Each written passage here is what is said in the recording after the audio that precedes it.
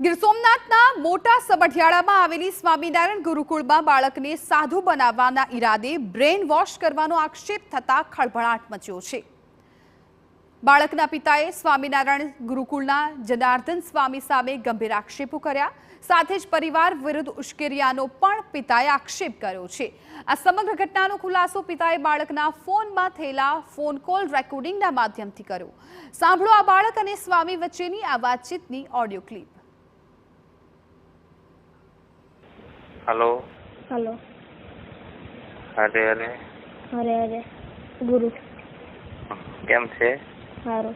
काना ने काल फोन कर्यो तो पण नतो उपाड्यो, जई उपाड्यो तो तो ये वाला फोन में न करे પછી ચાર ફોન ઓલામાં કર્યા હતા તમારામાં।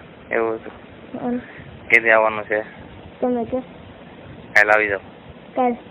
હા હા રેડી સર વાટ જોઈશ। કાલે સેટિંગ કાલે તો પરમ દિવસે ફાઇનલ। હા હા અત્યારથી નહીં કે તો ફોન નથી આવી ગયો એટલે કાલે સવારમાં કીધું મને જ મૂકી દેજો। હા સાંજે બરાબર? પછી નથી ટાઈમ ને એવું કંઈ કરે ને કે તું ગુરુકુળ પૂછી લો સાહેબની ફ્રી હોય તો આ બધું આવતા હોય તો એને રહ્યો જાઉં એમ કરવાનું। પછી ફોન કરવાનો સાહેબને ફ્રી છે આ બધું આવે છે કોઈ તો હું આવું એમ બરાબર? એટલે તારી રીતે હટ કરવું કાલે લઈ આવજે। હા હેઠ રાખવાની હો, ને પછી ના પડીને એવું કરે ને તો ખાવાનું બધું બંધ કરી દેવાનું। હા પછી ક્યારે આવે એમ કહે ને તમે પાછું આવી આવે તો દિવસે પાછું આવી જાય એમ કહેવાનું। હા। તો એક ખેડૂતે સંસ્કાર સાથે પોતાના સંતાનને સારું શિક્ષણ મળે તે માટે ગુરુકુળમાં ધોરણ 8માં મૂક્યો હતો।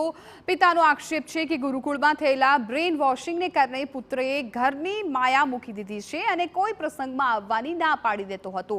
હાલ પરિવારમાં ચિંતાનો માહોલ છે। બાળકને કઈ રીતે આ બધામાંથી બહાર કાઢવો તે અંગે પરિવાર પણ ચિંતામાં છે। માતા પિતાની આ વેદના સાંભળી તમારી આંખોમાં પણ આંસુ આવી જશે। 8 થી ભણે છે ગુરુકુળમાં અને અટાણે 10માની પરીક્ષા પૂરી થઈ છે। પરીક્ષા આપીને પૂરું કર્યું, વેકેશન પડ્યું ત્યારે લેવા ગયો ત્યારે આવ્યો નહીં, એટલે એમાં સ્વામીનો એના માઇન્ડ વોશ કરેલો છે। એટલે પછી મેં ધક્કો ખાધો, બીજી વાર હું ગયો તો એ મારીને લઈ આવ્યો। પછી અહીં ઘરે ખાધું નહીં, પછી બીજા દિવસે એ ભાગીને વહી ગયો। પછી ત્યાં 10-15 દિવસ રોકાણો, પાછો આવ્યો, પછી 3 દિવસની બોલી કરીને આવ્યો। પછી એ રીતના એ બધી મેટલ આવે પછી મેં એપ્લિકેશન નાખીને એનું બધું રેકોર્ડિંગ કર્યું છે। સ્વામી એ વાત થાય છે ને એ બધી, અને નોટબુકો પકડાણી છે 3। અને સ્વામીના કહેવાથી અમારા ઘરમાં કંઈ શાંતિ રહેવા દીધી નથી।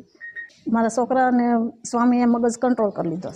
પછી સ્વામીના કહેવાથી ખાઈ પીવે ને એવું કરે। સ્વામીએ ફોનમાં કહી દીધેલું તું આવી રીતે કરજે, ને લખાણે અમારી પાસે છે એનું સ્વામીનું। બાળકના દાદાએ પણ સ્વામી પર ગંભીર આક્ષેપ કરતા ઉદાહરણ સાથે ઘટના વિશે વાત કરી, જેમાં જેમ જેમ ફોન પર સ્વામી કહે તેમ તેમ તે કાર્ય કરતો હોય તેવું તેમને લાગ્યું। પછી અમે મનાવ્યો હોય ને અમે 2 કલાક મનાવ્યા, અમારથી ન માન્યો।